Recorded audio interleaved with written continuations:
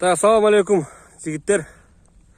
Бүгүн Ош область Кара Суу районунун айылдарынын биринде ушундай болгон өтө укмуш сарай салып тур биздин Сарбагер агабыз. Бунун ичинде пока мал кой жок, эчтеке жок. Бул сарайдын өзү өтө жакшы.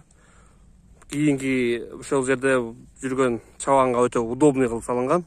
Ошо сарай боюнча бир сыйра тааныштыргалы. Сарайды салган агам мен алдымда. Жазака, салам алейкум. Алейкум салам. Иштериңиз, денсаулыктарыңыз. Шүгүр. Мынонго катуу сүйлөй бересем, микрофон эстен чыгып калыптыр. Сарайды салдыңыз. Салдык сарайды. Сарайды келиштирип коюшуңга мен алыстан көрүп эле сездим, что мына вытяжкалар турат да. Бул вытяжка өтө редкий сарайда да булчу. Бул Союздун малындагы сарайларда эле бар, азыр эч ким кылбайт. Ооба, биз дагы ушинтип силердин эмеңерден көрүп, башкаларга дагы кичине бир немеси тиеби деп, Пайдасы деп, да? Үлгү болобу, пайдасы тиеби деп, мен дагы ошо силердин чыгарылышыңардан көрүп, кичине үлгү алганмын. Ошол мага ошогон бир салам деп пландагандар болсо деп силер чакырдыңыз, да? Чакырганы. Илязга мага өзү звонок кылып айткан, bundan канча бир 20 күн мурда. Мен бүгүн Кара Сууга бияка келдим эле, базарга учурап өттүм. Чоң рахмат сизге, Илязга, ушинтип чакырганыңызга. Сиздейлер көбөйүшүнчү бизде, сиздей мындай бөлүшкөндөр көбөйүшүнчү, издеп таап барсаң көргөзгүсү келбейт го, сүйлөшкүсү келбейт. Так, эми сарайды узун турасы канча кылдыңыз эми буну? Сарайдын өзүнүн узундугу 27 метр. Мол жергече, да? Мол жерге, сарайга өзү. Сарай өзү. 27ге 11,5. 27ге 11,5. Так, көтөрдүк не менен? Бул түбүндө подушкалар менен, арматура менен салынган. Ошол пайдалуу, ошол бетондон да. Бетондон моундан куюлган, момундай болго. Анан кийин үстү өзүбүздүн эле баягыдай жашап жүргөн сокмолай, пакса деп коет. Ошо паксадан кылдык, сейсмопояс, колонна баардыгы куюлган. Üstüne şöpkalarda kağıp, çornaylarda bastık. Жылуулук үчүн. Өтө сон. Эми чекеден түшүндүрүп кетесиң. Биягы эмне болуп калды бияк? Бул жагы эми жемкана болот демесе. Камп болуп калды да биягы. Так, эми ошондо көбүндө, мына биз жакта көбүндө үстүндө синавал, сизде аны отдельно кылдыңыз, да? Аны отдельно кылдык. Отдельно. Эми пожара безопасность үчүн. Ооба, ал жагы туура. Бул жагы жем чүргөнгө сразу бияка алып кирип бергенге удобно, сразу жабышып турат. Так, эми ичин кирип түшүндүрүп бериң эми, сарайды. Анын ичине кирели. Так, Илязга мо эшиктерди айтып кеттиң эми. Бияктан мына жемкана жактан 3 эшик көрүп турам. Бул 2 эшик. Эмнеге бул? Бул 2 эшик эми малдын өзүнүн баягыдай немелерин, аткотторун тазалап алып чыкканга дополнительный ход кылдык. А бул ортодогу эмне болуп калды анда? Бул ортодо эми главный ход болуп, жем чөп алып киргенге. Жем чөп алып киргенге. Жем чөп алып киргенге. Бияктан могу суунун немесин көрүнүп турат. Суу чыгабы бияктан? Суу чыгат суу. Бияктан могу дагы бирөө турат. Bundan суу чыгат. Bundan суу чыгат.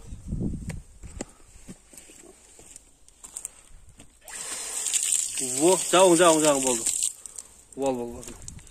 Суу чыгат. Бул сууну бияка уламакчысыңар келечекте же кандай? Жо, ичинде суусу бар, полный монтаж болгон. Бияка кирген суу. Бар. Болгон кудук, бул канча неме? Бул азыр 31 тонналык. 31 тонна, а? 31 тонналык. 31 тонна бияка водовоз менен алып келип коясызбы, кандай кыласыз муну? Бул жерде водопровод бар. Суу келген бияка өзү. Водопровод бар. Мына бизде ушу түштүк жакта кудук деп коет, мындай суу сактагыч өзү. Водохранилище. Ошондой болгон. Так. Ушул жерден барат суу ушул жака, то есть бияка самотек менен эле барат экен өзү на самом деле. Плюс ошо насос коюп коет бияка. На всякий случай. Монтаж болгон. Так, ичине киреличи анда, ичине кирели. Жерде дополнительный насос коюп койдук. 30 тонналык. Биякта насос бар. Насос бар, а? Насос бар. Так, сарайдын ичин. Сарайдын ичин эми ошол раз суудан баштап калдык теманы. Мына ушундай болгон сарайдын ичи, жигиттер. Раз теманы суудан баштап калдык. Ошону түшүндүрүп кеттиң эми. Бияка мен жанымда туруп алып. Ошондо кандай болот бияка? Жөн эле аштөө менен сугарасызбы же поилкалар кандай болот азыр? Пока быйылча ошондой менен сугарып турабыз. Аштөө менен, бир тазик бир нерсе менен алсак сугарып турабыз. Пока. Анан кийинки жылкыга баягыдай самодельный пайылкалар болот. Мына 2 малдын ортосуна бирден коюп туруп, Мол жерге? Мол жерге койсок, 2 мал ичинге ошондой пайылка кылабыз атабыз. Бул жер өзү эмне байлайсыз бияка? Бул саан уйбу, жөнөкөй уйбу же эмне? Жок, биздин рашатыбыз боюнча эми бука байлайбыз деп, эт багытындагы малдарды байлайбыз деген ниеттер бар эле да. Ошондой пландарда салынган сарай. Ошондо ушул сарай узун туурасын баягы айтып кеттиңиз. Канча малга расчет алдыңар? Азыр 50 малга ылайыкташтырылган. 50 мал. Биякта 25, наракта 25. Наракта 25, бул жагы 25. Муну эми элдин баарына эле кызыктуу. Бияктын эми размерлери. Мол жер размери айтып кеттиңиз. Арткы проходу 1.10. 1.10. Ортодогу мына отход түшкөн жер 35. Лопата кеңирип атат. Лопата кеңирип атат. Мал турган жер 2 метр. 2 метр мол жер, 2 метр ровно. Ровно 2 метр. Акырдын чоңдугу? Акырдын чоңдугу сыртына чейин азыр 85. Ичи 55. 55. Высотасы-чы? Высотасы мына иш жагынан алганда 40. 40. Нар жагы бир аз бийигирээк, Нар жагы 10 см бийигирээк. Бул полдон немеге чейин 60-65. 65 полдон уй турган жерге чейин. Бул полду жыгачтан кылдыңар? Жыгачтан кылдык. Бул ушул бака терек. Бака теректен бул жылуу болуш үчүн кылдыңар? Жылуу болуш үчүн мага. Так, мына үстү жагы. Үстү жагы.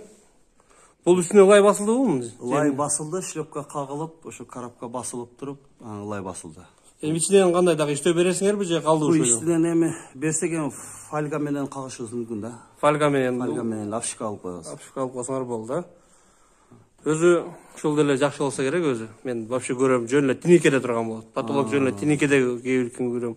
Только айтышат, сарай толо мал болсо үшөйт дейт. Бул эми ысыкка сууга деп. Форточкалар коюлган мына. Көрсөңөр болот мына. Форточкалар коюлган. Ортодон эшик. Мына бул жагында да. Мына неме кыгын отходторун алып чыккан. Илязга ошондо мына жерден кыгын алып чыгабыз эшиктерден, сидиги кандай болуп калды силерде? Сидиги эми ушу менен аралашып, кыгы менен эле аралашып чыгат да. Кыгы менен араба менен эле чыгат, Араба менен эле чыгат бул жерде. Ушул эле жерге чыгат. Так, эшиктер бул сарайдын бул жагында да эшиктер, биз кирген жакта дагы эшиктер. Бул жерде 8 эшик бар. Эми ачып койсок, жайдын күнкүгө сквозняк дагы болот депчи. Сквозняк дагы болот, форточкалар менен баары. Так, ошондой болгон сарай жигиттер. Өтө сонун. Амола краска болуп өтө жакшы вид болуп калыптыр булар. Ичинде дагы, мына жерде да крандтар бар. Ичинде бул жакта да крандтар бар, Эсере дагы басып көрөйүнчү. Бияктагы дагы крандтар турат мондай. Өтө сонун. Бияка ошондо эмне техника кирсе дагы болуп калат экен да? Бул жердин ортодогу проходу 2.10. Эгер портер 1.70 спокойный кирет дем.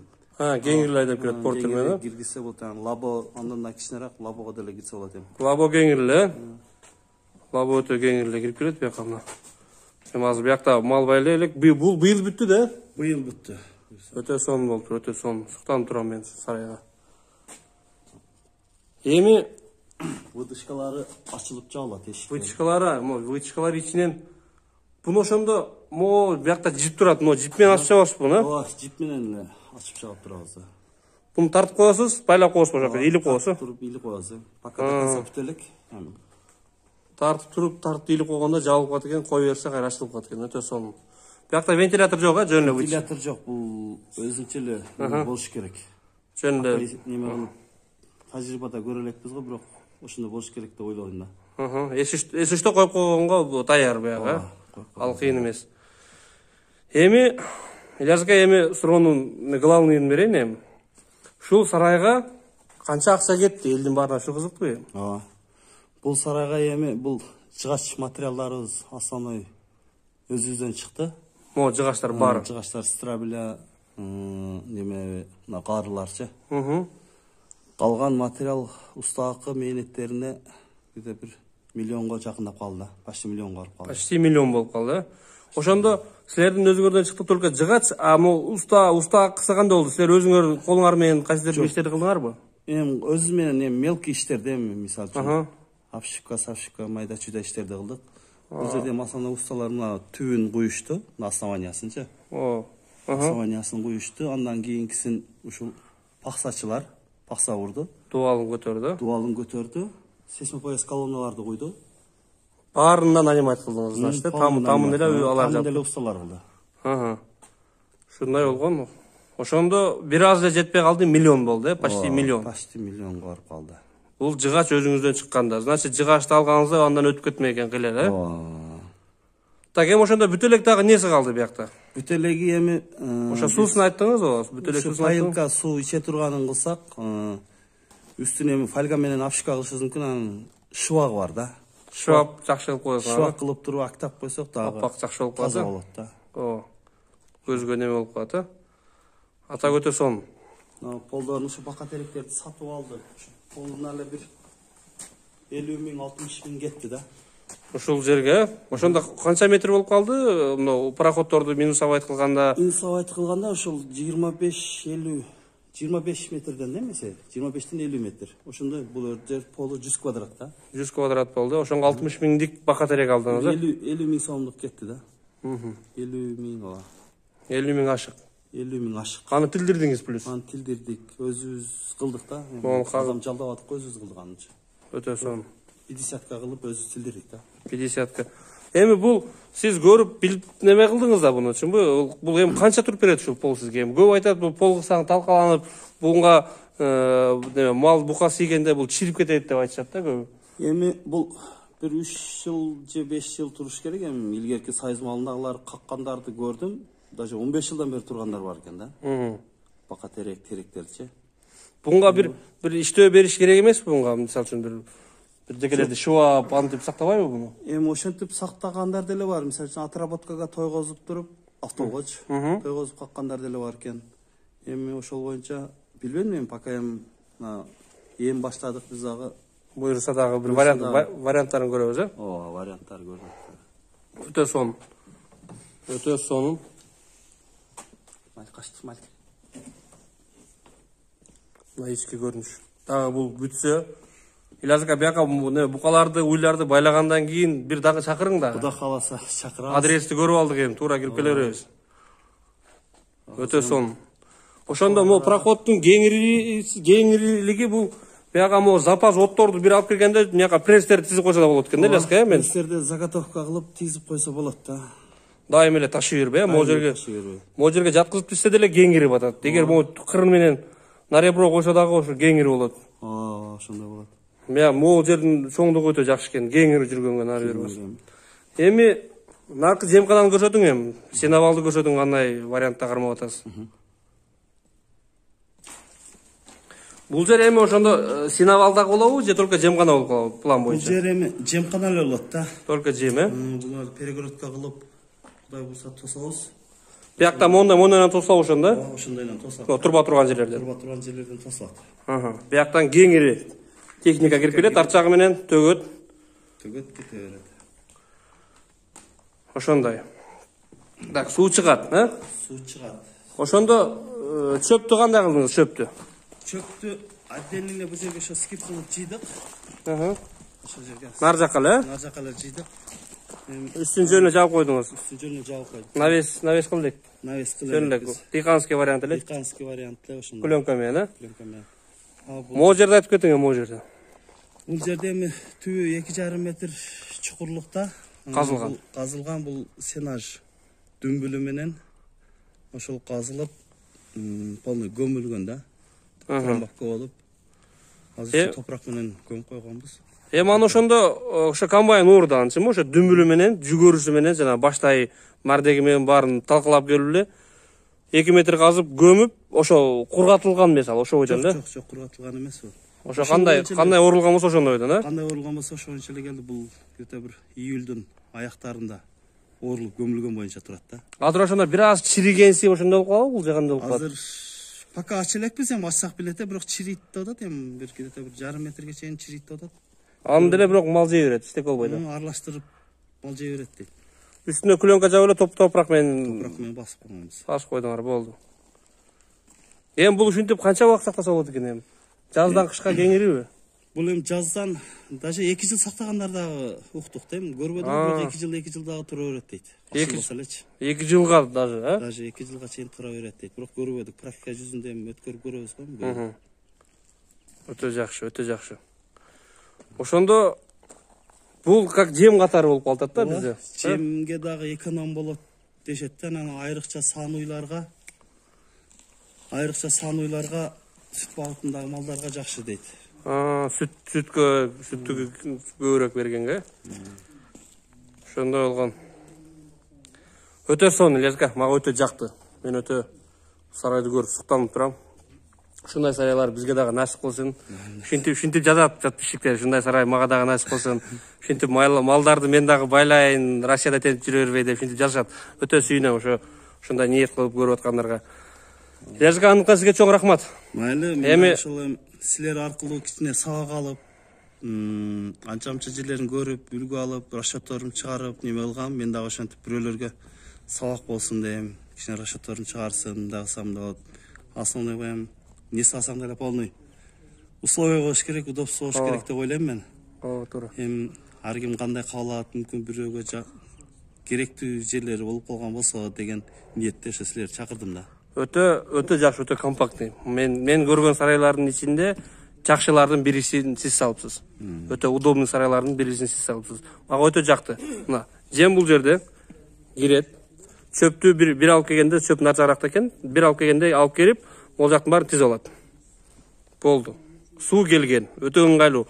Мал баккан чабан берде кечке мал багып эле мал сасып жүрө бербестен, раз баттан карап коюп, кеңири жуунуп, кирпирин жууп, жакшы таза жүргөнгө дагы убактысы бар. Лязга. Лязга, анда комментарийлерге жооп берип турасыз. Макул. Бул толтура суроо болот, аягын кандай кылдыңар, биягын кандай кылдыңар деген. Кудайым ушерге берекелерди берип, ушул тапкан тукканыңыз жакшылыктарга буйруп ушерге малдарды байлап, жакшы ыхсандарды кылууга, бир жетим жесирлерге дагы немелерди чыгарып турууга. Кудай кааласа. Кудайым насип кылган болсун, ошондой иштериңиз жүрүшүп, бизнестериңиз жүрүшүп, ушу бейбечелерге жардам берип калың. Ушундай өтө ушундай бир жакшылыктарды кылың. Ушул иштин аркасынан жакшы көбакчыларды табып. Майлы. Силерге дагы рахмат. Ушунча келгениңер үчүн. Ишиңерге ийгилик. Ушинтип Кудай буйрса дагы мал баксак, ошондо дагы көрсөтүп, дагы кичине бир кеңеш беришке аракет кылабыз. Ошону эми ал жөнүндө дагы азыр неме кылып атасыз, изучать кылып атасыз да, мал боюнча дагы. Кайсыны кантип багабыз, эмне кылабыз. Буйрса ошону практика жүзүндө көрүң. Кийин өзүңүз кылып көрүп, кийин айтабыз, Кудай кааласа. Примерно айтпайбыз азыр. Кааласа. Жигиттер, аңтан лайктан басабыз, аябайбыз лайк, бекер былчыта баса беребиз. Достор менен бөлүшөбүз, байып кетиш керек, боп кетиш керек дегендер менен бөлүшөбүз. Салам алейкум барыңарга, тынч болгула, бар болгула. Шунга окшогон, Лязгага окшогон адамдар болсо, жигиттер, чалгыла, жазгыла WhatsApp'тан, комментарийде өзүм WhatsApp номерди калтырам. Ушундай үлгү болом дегендер. Буйрса, мына жол жакшы болуп калса, бир аз жол жаман дейт түндүк жакка. Түндүк жакты полный кыдырып чыкканга аракет кылабыз. Салам алейкум барыңарга, тынч болгула.